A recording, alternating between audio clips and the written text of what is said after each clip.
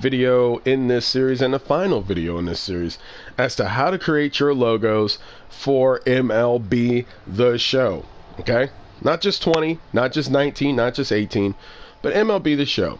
Okay, so what you're looking at right here right now is 3 pages worth of logos that I created from my favorite baseball team, the Baltimore Orioles. Okay, all right, created in 1954 as they moved from St. Louis to Baltimore. They were the St. Louis Browns, and then they became the Baltimore Orioles. The second iteration of the Baltimore Orioles, need I remind you, there was another group called the Orioles that turned into the early part of the 20th century, moved to New York, and became the Yankees.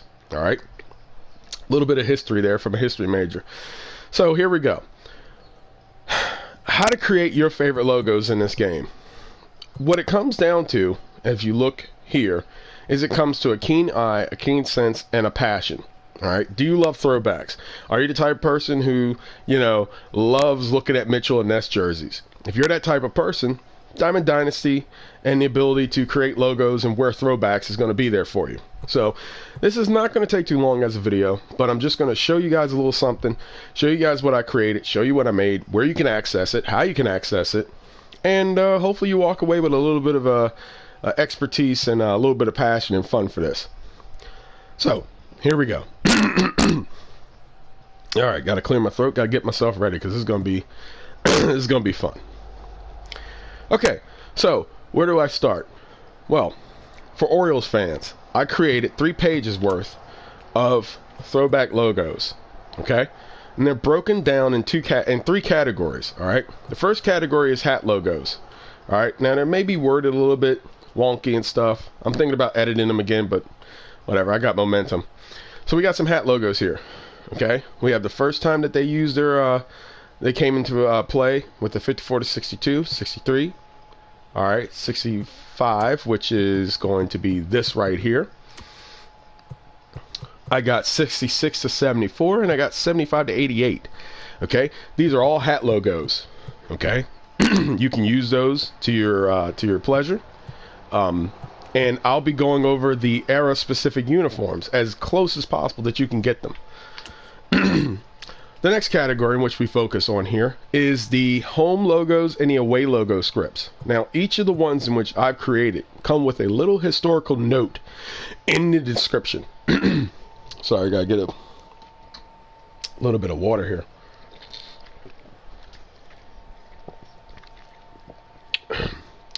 Hope you don't hear all that big gulping over there.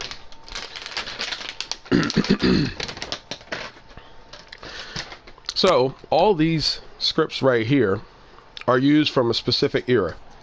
I can't take credit for one of them because I just tweaked it from a previous one. So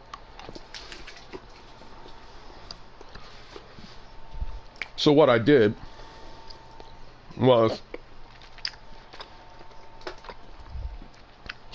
was repurposed it.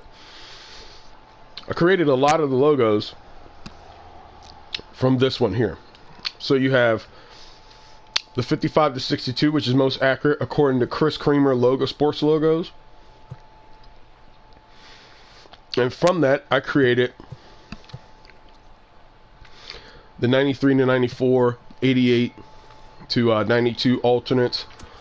I created the 89 logos, which is on the last page here, as you can see. So these are for Orioles fans. Gamer tag is ROTMG88. Okay. Now, third question you'll probably have: what uniforms what they look like with these home scripts? I'm gonna throw a link in this YouTube video when I'm done. Do my edits for it, and I'll show you where to go. You have 2 places where you can go. One, you have Chris Creamer sports logos. His website is the Toys R Us, okay, of sports logos.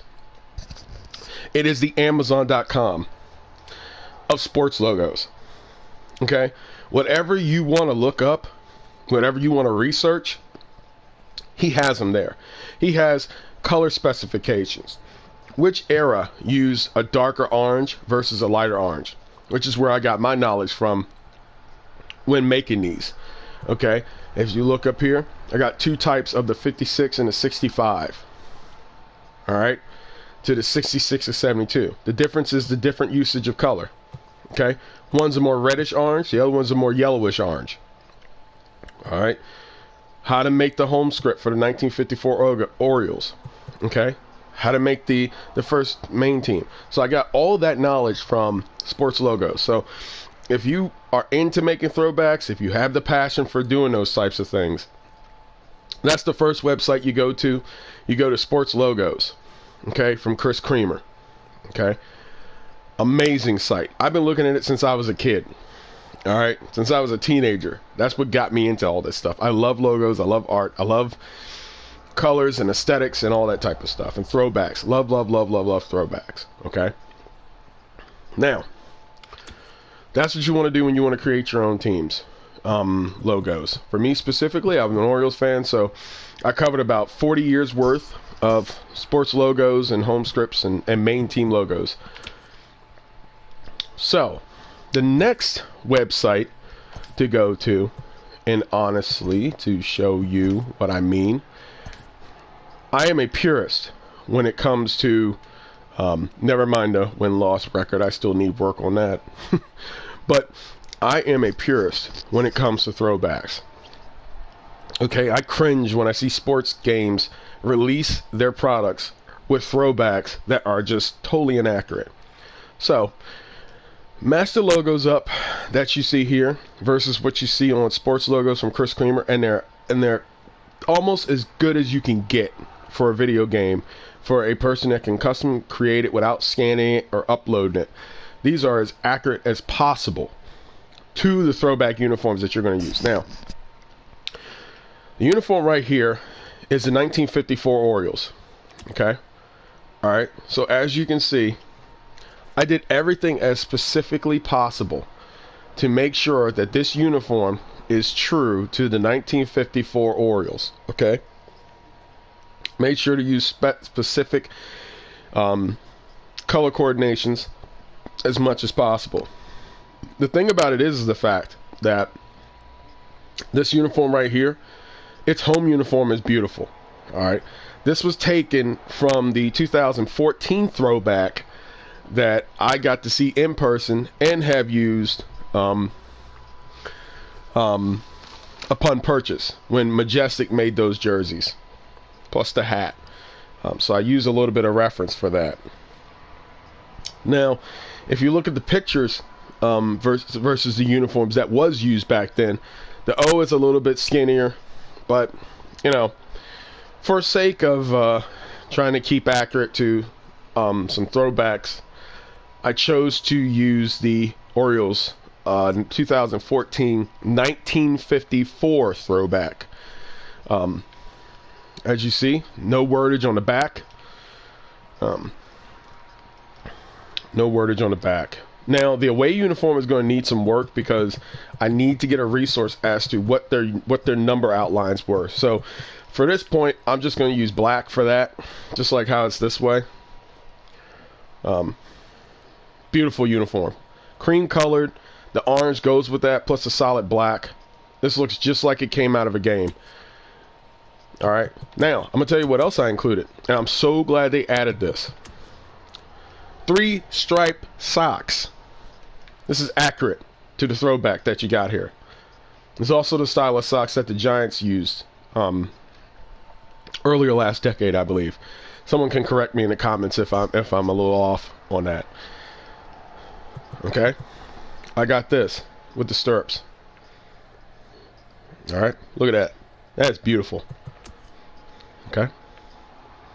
This is all like color coordination and dedication. So Orioles fans, if you want to create this style of logo, this style of uniform, they're up for download. All right. You can message about the color code. You know, maybe it's a little off. Maybe it's on. You know, I try to match it as close as possible to what I see in person. So we'll see what's up. But this turned out perfect. I used a lot of referencing, a lot of looking around and making sure everything's accurate. So different variations of this uniform, but trying to make it as accurate as possible for a good, enjoyable, authentic experience. And this is pretty much it. This is for the uniforms that I've done. So that website, Dressed to the Nines, Major League Baseball, it has throwbacks of the entire history of the Orioles and any other Major League Baseball team that you're a fan of. Check it out. Some of it I use for reference for these. It's somewhat helpful until you get up to the modern era of baseball uniforms, and then it starts to fall off. So now the last part in which I like to show you guys is what goes into this stuff. What goes into creating logos? What goes into creating these types of things? Well, here's the thing. A lot. For me, I have a talent of being artistically sound. I've done sketches in my time. I've learned how to have eye transfer coordination in regards to that. I've done graphic design in my time, so I've learned about making shapes. I've done sculptures. I've done photography.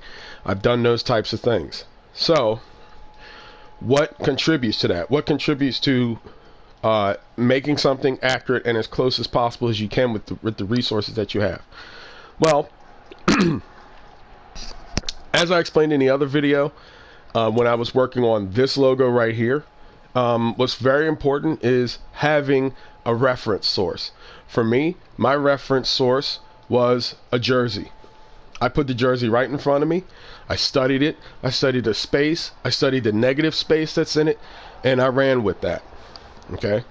And, you know, by doing so, it allows me the opportunity to create the logos that I want to see and make them as crisp and as clean as possible. This is one of my most proudest accomplishments with MLB The Show, is making this and sharing this with fellow Orioles fans and people who love baseball and would love a good throwback and love the authentic experience that unfortunately the game didn't give with giving throwbacks and such. So it's the same thing here. Is the legs as accurate? Probably not. But the overall designs, I got it as good and as close as possible. And that's what you are stuck with at the end of the day. You know, this is as close as you can get, but it's all about the negative space. You know, is it perfect? No. I can see right there the line between that tail still needs to be straightened out and sharpened. But sometimes in art, you got to be satisfied with what is, or else you'll be working on it all day long and you don't have any time or opportunity to do other things. So this is the 54 bird that is on the hat logo. This is the helmet logo. This is the jacket logo. There's not many customizational options in regards to the jackets, which is unfortunate, but it is what it is. This is the away jersey. I made it a little bit lighter gray due to wool back in the day. So I might change the away uniform if I find more information on it. And I'll be sure to leave an update in the comments in regards to that. So, but this is pretty much it. I want to show you guys one of the most difficult logos I made, besides this one. So here we go. I'm going to show you guys an example of what it takes to go through this. 54, 63, 56. It's a 66. Let's see what we got here. Now, I'm going to tell you straight up. This right here, this right here was originally uploaded by somebody else who created this. Actually, while I have this, let's group select it. Bring this over here. There we go. So this logo right here is one of the most difficult logos I ever made, and it's not even accurate. I would say it's about 80% accurate to what you'll see on a throwback jersey. But it was the most difficult because MLB The Show gives the opportunity to make these types of things. But the only problem is that you can only go up to 1,000. You can only go up to 1,000 layers in this. So how do you make this type of thing? A lot of trial and error. Let me ungroup this real quick. Look at all the lines and stuff that had to go into editing this. Look how much editing and sculpting and cutting and erasing. Now these letters that you see down here, this is the original ones. But this is what I had to sculpt out of it. So it's underneath there, and you can see the type of work that I build from in regards to these.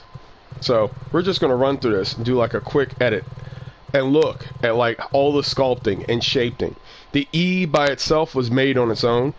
The R, the T had to be cut down. Look at the T. Look at where that started from and look at where it's at. So what does this take? A lot of imaginative skills. It's a lot of object to eye coordination and transferring what you see on a computer screen to a document. Now, I will say I did mess up in overlapping a lot. Which I could have which led to me reallocating those resources from, say, the A to the B, because the B was the last thing I worked on. You know. But this is what goes into it. This is like a lot of lines, a lot of shapes, a lot of things to make this turn out good the way that it turns out. So it's a labor of love. I think what it does is, if you're the type of person who loves going into this type of stuff and loves to create, you walk away from it. Yes, it's a game, but you walk away from it with the sense of creativity, foresight, seeing what you want to create, seeing that you can't be limited by the resources that you have to make the ideal throwback word script, logo, anything. Will it be off? Yeah. Will it be perfect? Maybe, maybe not. But you will have a sense of pride and accomplishment when you're done with this, because now you can translate this to other aspects in life. If you want to draw, you learn good, valuable lessons about spatial awareness. You'll learn about negative space as well. I will say this, as I said in the other video, a lot of your most accurate sketches, photos, sculpting, even when it comes to graphic design, this is kind of like drawing, graphic design, and sculpting. It all comes down to the negative space, more so than the positive space that you're using. So the spaces that are in between the shapes, if you can see the shape between that T and the I, you see a U, you see a cut up between the L and the T. Now, if you look at the original logo, a lot of the original logo has those types of things. So when I was putting this stuff together, I was looking at those spaces in between. What makes those spaces make the shapes that they do? And if you can train your eye to see those types of things, you can make more accurate logos. So for me, I'm only going to do the Orioles one. There's definitely some other ones in which I'm considering to work on, because I got the hot hand and the itch to do it, but I have other projects to do at this time. I got to work on a video for Battlefront 2. If I can find my daggone CD. It'll probably be a broadcast episode, but just an editorial goodbye piece to it. My personal thoughts on it and stuff. I'm not going to make an edited video to it, but it's going to be real-time broadcast, just like this, and it's going to look. But take a look at like all the sculpting. Like, this is a lot of sculpting. This is the stuff you don't see. This is the stuff that you don't see. This is the stuff that, like, upon layer upon layer upon layer upon layer, brings you where you need to be at. So that's pretty much what goes into it. I promised that I was going to make a second video on this. This is the second video. I hope you've enjoyed a brief look into the journey that I took randomly to make this happen. And oh wow, that's cool. That I went into making this. It was a passion project that I have time to, more now than ever, and much enjoyable. So if you are Orioles fans out there and you wish to spread the word, let them know my logos are done. I've created them. I want to show some other Orioles logos as well while I have this, because there's some people that I want to give credit to in regards to this, and it'd be unfair to not do so. So let's see what we got here. Let me go back in here.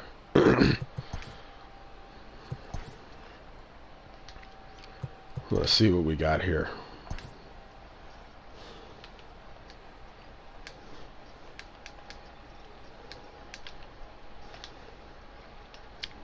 So you'll see some other logos here. I actually like this. If I could redo mine, I would do it with his script like that. I would love to know what he used for that. But nevertheless, Mike, the underscore legend.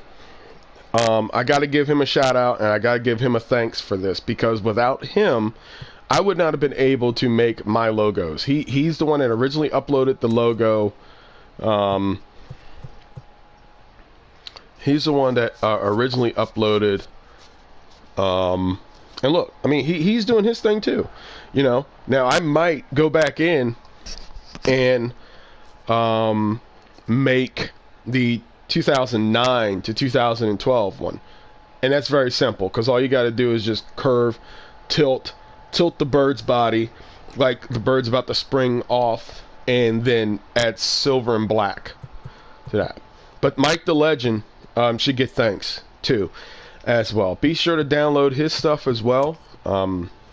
If you find it, there's a lot of good stuff in here. There's a lot of good, it's just a whirlwind. If people have been taking over and starting to like make some good logos, some creative logos, like I can do something with that. Like I can take that, repurpose it, curve the feet, the feet of the bird on that eye, and do that. And that doesn't even take that much to do.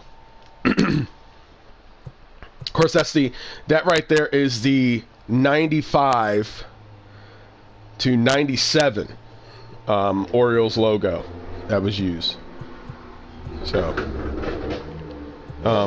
you got some here, like this is the one he started. That's Mike the Legends. But these were the ones that got me on the path to do what I needed to do for these logos. So that's pretty much it. Thank you guys. If you guys like videos like this, if you like tutorial videos, this is the original one that I had to take over and make my Baltimore logos from.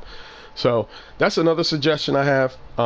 If you find a previous logo that's here and you have an idea and you want to build on it and you want to tweak it, go ahead and do it. Just tell the person who originally made it, hey, thank you for uploading it. I repurposed it. I hope you enjoy it, like you did good on your stuff too. You know, it's a nice, quaint community. Like, it's a community of people who are artists, who, you know, we build off of one another. You know, we support one another. It's fun. So hopefully you guys like videos like this. If you do, keep me posted. If you're Orioles fans, tell the community. You know, you have some fresh throwbacks. Use the two websites that I told you to use. Sports logos from Chris Creamer, sports logos, and Dress to the Nines from Cooperstown, because I'll be using some to repurpose my throwbacks as well. So be sure to do that. Be sure to subscribe. Hope to talk to you guys soon. Be easy.